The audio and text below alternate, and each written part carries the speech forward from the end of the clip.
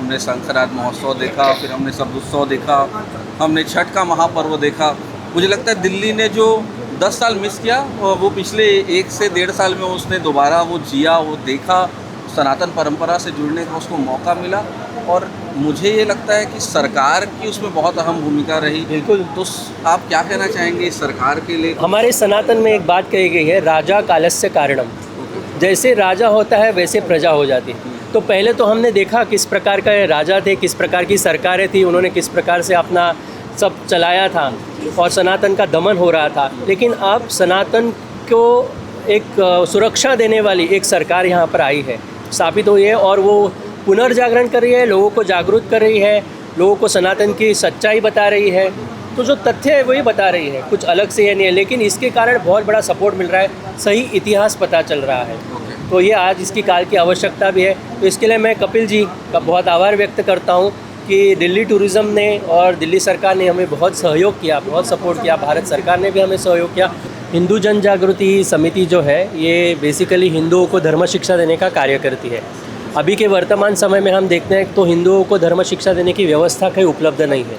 कोई school, college, university जिस माध्यम से हमारा सनातन धर्म पढ़ाया जाए, तो हम वैज्ञानिक परिभाषा में हिंदुओं को अपनी धर्म शिक्षा देने का प्रयास करते हैं। गुरुकुल ख़त्म करते एक षड्यंत्र के तहत ख़त्म कर दिए गए थे।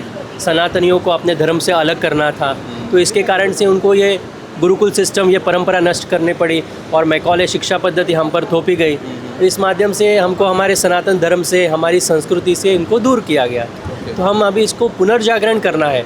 तो सनातन का एक विशिष्ट वैशिष्ट्यपूर्ण बात यह है कि वो कभी भी लुप्त नहीं होता है। संत आते हैं, ईश्वर संतों के माध्यम से कार्य करता है। तो ऐसे ही ये कार्य हो रहा है। मुझे ऐसे लगता है कि एक प्रकार से एक कल्चरल, एक जागरण, पुनर्जागरण का कार्य यहाँ पर कर रहे हैं। और अभी विशेष रूप से मैं यहाँ पर कहूँगा कि भारत सरकार और दिल्ली सरकार इसको बहुत सपोर्ट कर रही है।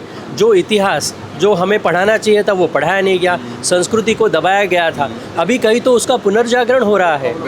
हथियारों को संजो के रखा है, उसकी प्रदर्शनी लगाई थी, उसके बारे में थोड़ा बताइए क्या है वो? जी, मैं विशेष रूप से पहले तो कपिल जी का बहुत बहुत आभार व्यक्त करता हूँ कि उनका बहुत सपोर्ट रहा और उनके प्रयासों के कारण और भारत सरकार के सहयोग के कारण पहली बार ऐसे दिल्ली में हुआ कि मराठा सरदारों द्वारा और छत्रपति शिवाजी महाराज के काल में जिन योद्धाओं ने युद्ध किया था वो शस्त्र पहली बार दिल्ली में उसका प्रदर्शन किया गया।